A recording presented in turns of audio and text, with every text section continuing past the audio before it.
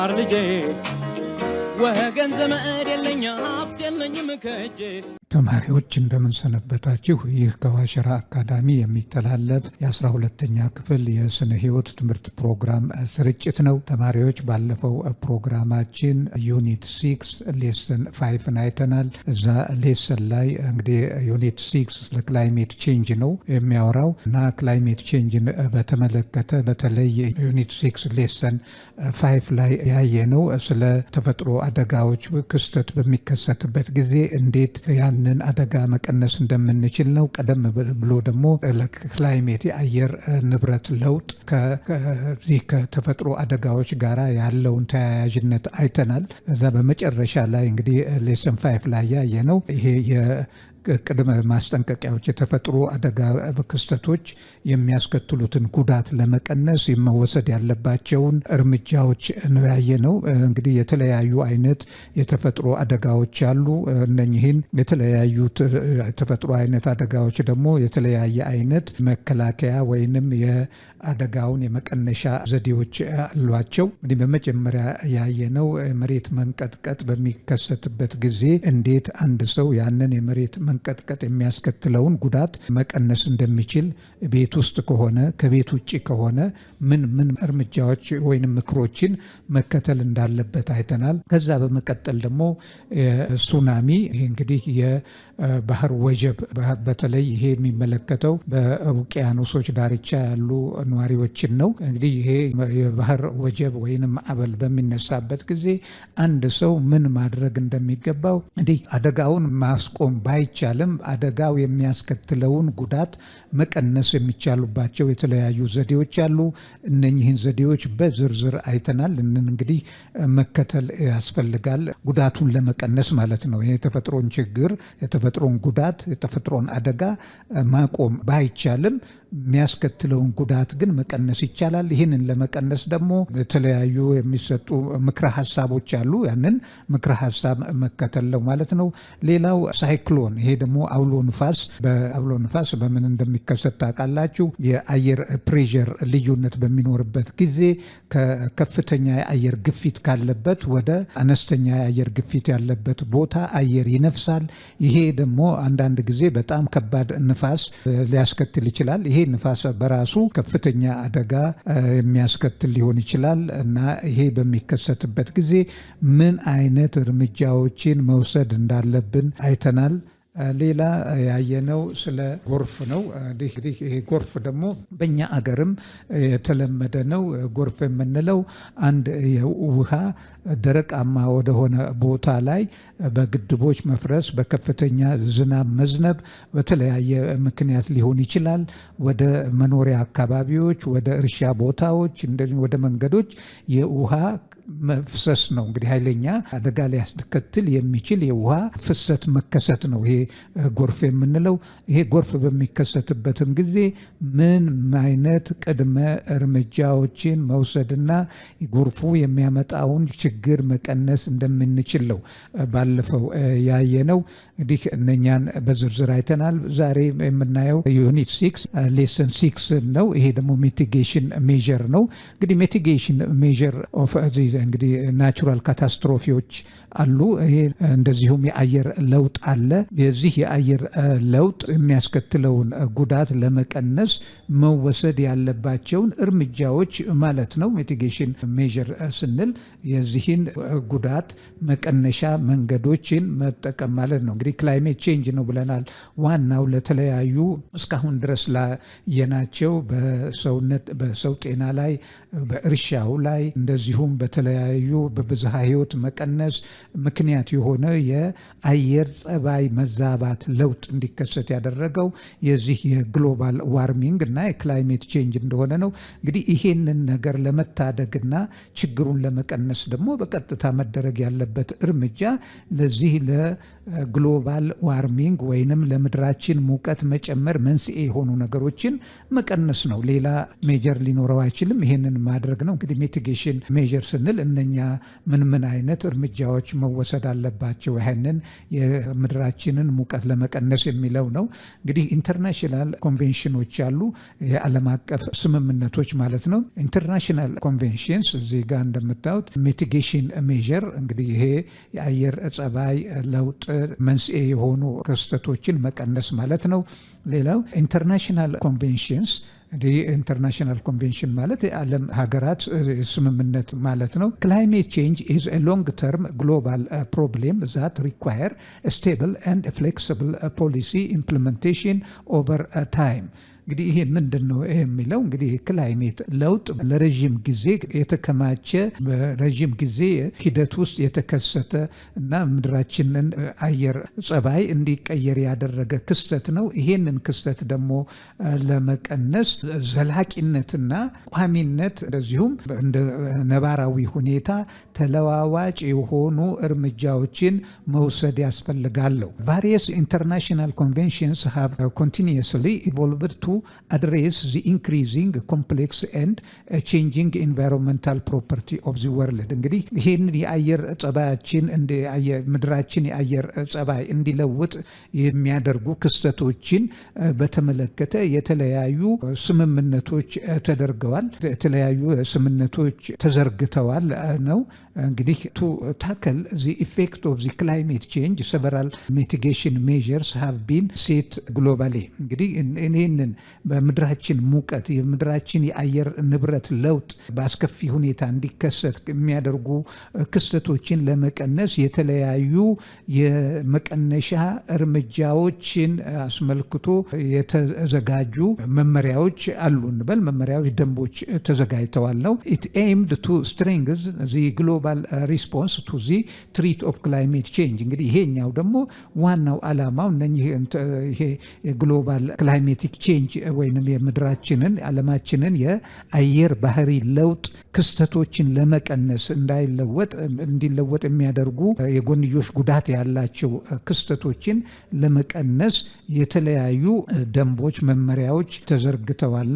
የዚህም ዓላማው እንግዲህ ተማሪዎች የግሎባል ቴምፕሬቸር ቼንጅን ለመቀነስ በሚደረገው ግሪን ሃውስ ልቀትን ለመቀነስ በሚደረገው በተዘረጋው መርሃ ግብር ወይንም ስትራቴጂ ይሄ ምንን ተንተርሶ ነው?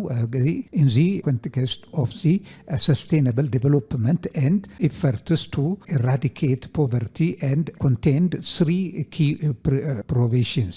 እንግዲህ ምንድነው ይሄ ዓላማው? ይህንን ግሪን ሃውስ ልቀትን ለመቀነስ በተዘረጉ መርሃ ግብሮች ውስጥ በዋነኛነት ሁሉንም አሳታፊ ሆኖ ይቀጥል ዘንድ እንደ ዋነኛ ግብ የተዘረጋው አንድ ድህነትን ማጥፋት፣ በመቀጠል ደግሞ ዘላቂነት ያለው እድገት sustainable development and effort to eradicate poverty። እንግዲህ ድህነትና ብዙውን ጊዜ ደን መጨፍጨፍ፣ የእርሻ ቦታዎችን በብዛት ማለት ነገር ከድህነት ጋር የተያያዘ ነው። ይሄንን አክቲቪቲዎች በመቀነስ የግሪን ሃውስ ልቀትን ለመቀነስ ድህነትንም አብሮ ማጥፋት፣ ከድህነት ጋር ደግሞ እድገትን፣ ዘላቂነትና አስተማማኝነት ስቴብል ኤንድ ሰስቴይነብል ዴቨሎፕመንትም አብሮ መኖር አለበት። ይሄ መከናወን አለበት። እንግዲህ ይሄንን ለማስቻል በዚህን ግብ በማድረግ 3 ዋና ዋና ነገሮች ተቀምጠዋል።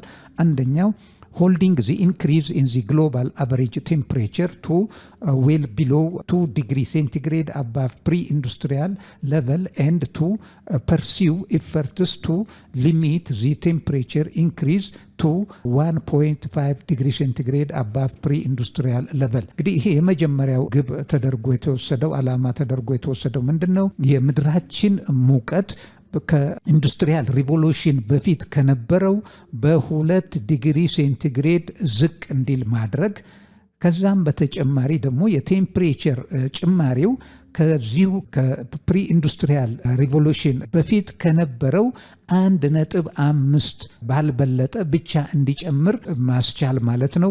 ይሄ የመጀመሪያው ግብ ተደርጎ የተዘረጋ ነው። ሁለተኛው ኢንክሪዚንግ ዚ ኤቢሊቲ ቱ አዶፕት ዚ adverse impacts of climate change and faster climate resilience and low greenhouse gas emission development።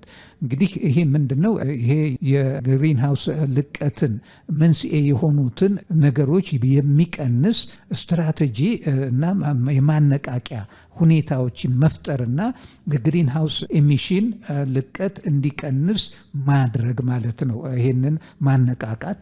ሌላው ሜኪንግ ፋይናንስ ፍሎው ኮንሲስተንት ዊዝ ዘ ፓዝዌይ ቱወርድስ ሎ ግሪን ሃውስ ጋስ ኢሚሽን ኤንድ ክላይሜት ሪሳይለንስ ዴቨሎፕመንት። እንግዲህ እዚህ የመጨረሻው ደግሞ ምንድን ነው የሚለው ቋሚነትና ዘላቂነት ያለው መንገድን በመከተል የግሪን ሃውስ ልቀት የሚቀንሱ የማነቃቂያ ተግባራትን ማከናወን ነው የሚለው። እንግዲህ እነኚህ በዋነኛነት እንደ መሰረታዊ ዓላማ ግብ ተይዘው ተዘረጉ ስትራቴጂዎች ናቸው ማለት ነው። The United Nations Framework Convention agreed in 1992 is the main international treaty to combat dangerous human interference with the climate system in the part by stabilizing greenhouse gas concentration in the atmosphere by preventing dangerous man-made interference with global climate system. እንግዲህ ይሄ ምንድን ነው የሚለው ይሄ ስቴትመንት ምንድን ነው? በዋነኛነት ዩናይትድ ኔሽን ፍሬምወርክ ኮንቬንሽን ስምምነት ላይ ተደርሷል። ይሄም ስምምነት በ1992 ዓመተ ምህረት የተፈረመ የውል ስምምነት ነው። ይሄም ስምምነት ምንድን ነው? ይሄ በጣም አደገኛ የሆነ በሰው ልጅ እንቅስቃሴ የመጣ የክላይሜት መዛባት የአየር ንብረት መዛባት እንዲከሰት ያደረጉ ክስተቶች በተለይም ይሄ ግሪን ሃውስ ጋስ ልቀትን በተመለከተ እና ይሄንን አደጋ ለመቀነስ የሰው ልጅ አክቲቪቲዎችን በዛ ላይ አስተዋጽኦ የሚያደርጉ አክቲቪቲዎችን ለመቀነስ የተደረገ ስምምነት ነው ማለት ነው። Kyoto Protocol on Climate Change. The Kyoto Protocol was adopted on 11 December 1997. It operationalized the UNFCCH, United Nations Framework Climate Change Convention, by committing industrialization countries and economies in the transition to limit and reduce global greenhouse gas emission in the accordance with the agreed individual targets. እንግዲህ እዚህ ጋር ምንድነው ይሄ የኪዮቶ ስምምነት በ1997 ዓመተ ምህረት የተደረገ ስምምነት ነው። የዚህም ስምምነት ዋነኛው መሰረቱ በዓለማችን ላይ በኢንዱስትሪ የዳበሩ ሀገራት ናቸው ለዚህ ለግሪን ሃውስ ጋስ ልቀት ዋናው መሰረቶች እና ዋናዎቹን ባለድርሻዎች እነሱ እንደመሆናቸው መጠን ይሄ ግሪን ሃውስ ልቀት እንዲቀንስ በሚያስፈልገው መንገድ ሁሉ እገዛ በማድረግ ልቀቱ የሚቀንስበትንና የግሪን ሃውስ ጋስ ልቀት እንዲቀንስ ማድረግ ነው ማለት ነው። በዚህ ነው እንግዲህ ሙሉ በሙሉ መግባባት ላይ ተደርሷል ባይባልም የመግባባት ሰነዱ የተዘጋጀው። ኢንተርናሽናል ኤንድ ናሽናል ፕራክቲስ ኦፍ ኢምፕሊሜንቴሽን ኦፍ ኮንቬንሽንስ እንግዲህ እነኚህ ኢንተርናሽናል ኮንቬንሽኖች ተደርገዋል፣ ስምምነቶች ተደርገዋል። ቀደም ሲል እንዳየነው በኪዮቶ ስምምነት አለን። ከዛም በየጊዜው በየደረጃው በተለያዩ ዓለማት በመዘዋወር የተለያዩ ስምምነቶች ተደርገዋል። እነኚህን ስምምነቶች ደግሞ እያንዳንዱ የዓለም ሀገር መተግበር አለበት። ይሄንን በተመለከተ እንግዲህ ኢንተርናሽናል ናሽናል ፕራክቲስ ኦፍ ኢምፕሊሜንቴሽን ኦፍ ኮንቬንሽን እነኚህ ስምምነቶች በምን መልኩ እየተተገበሩ ነው። እንግዲህ አገራችንን እንደ ምሳሌ ወስደን ብናይ ኢትዮጵያ ፖሊሲ ሪስፖንስ ቱ ክላይሜት ቼንጅ ሃዝ ፕሮግሬሲቭሊ ኢቮልቭድ ሲንስ ዚ ratification of the United Nations Framework Climate Change Convention in 1994.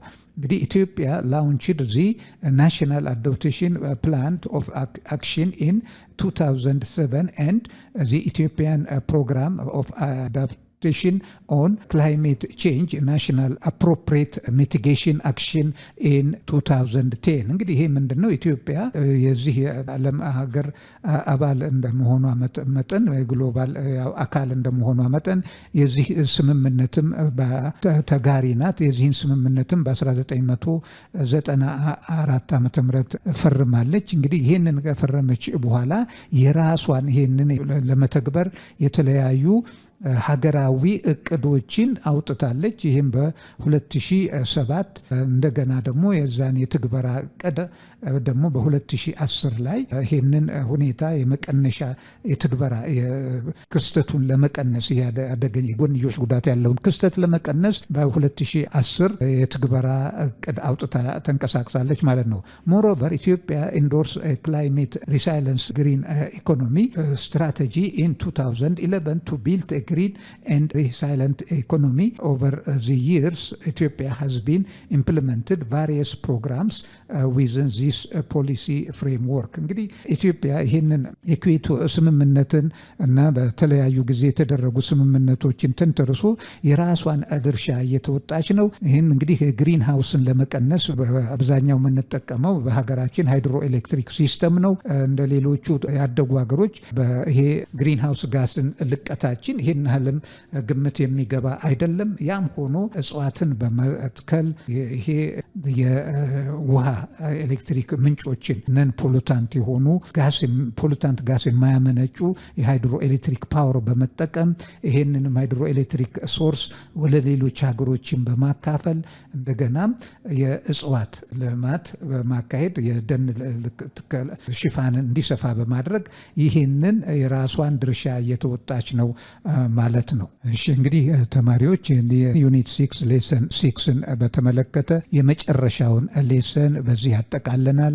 በዛሬው ሌሰናችን ያየነው እንግዲህ በዓለም ሀገራት ውስጥ የዚህ የአየር ንብረት ለውጥ መዛባት ያስከተላቸው የተለያዩ ጎንዮሽ ችግሮችና ሰው ልጅ ህልውና አደጋ የጋረጡ መሆናቸውን ተንተርሶ የተለያዩ መንገዶች የዚህን ክስተት ለመቀነስና የሰውን ህልውና ለማዝለቅ የተወሰኑ ውሳኔዎችን አይተናል። በእነኚህም ውሳኔዎች መሰረት የተለያዩ እንቅስቃሴዎች መደረጋቸውን ነው ያየነው።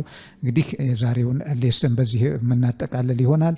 በሚቀጥለው የመጨረሻውን የዩኒት ሰመሪ እና ሪቪው ኩዌሽኖች አይተን ዩኒቱን እናጠቃልላለን። የዛሬውን ሌሰን ግን በዚህ ዩኒት ሌሰን 6ን በዚህ ስናጠቃልል ሁልጊዜ በሌሰናችን መጨረሻ እንደምንላችሁ ሼር ላይክ እና ሰብስክራይብ ማድረግ አትርሱ። ይሄውም ትምህርቱ ለሌሎች ተማሪዎች ተደራሽ ይሆን ዘንድ ነው። በተጨማሪም በትምህርቱ ላይ አስፈላጊ ነው የምትሉትን የማሻሻያ ሀሳብም ከመስጠት ወደ ኋላ እንዳትሉ አደራ ጭምር እንጠይቃለን። የሚቀጥለው ሌሰን እስክንገናኝ ደህና ሁኑ፣ ደህና ሰንብቱ ተማሪዎች።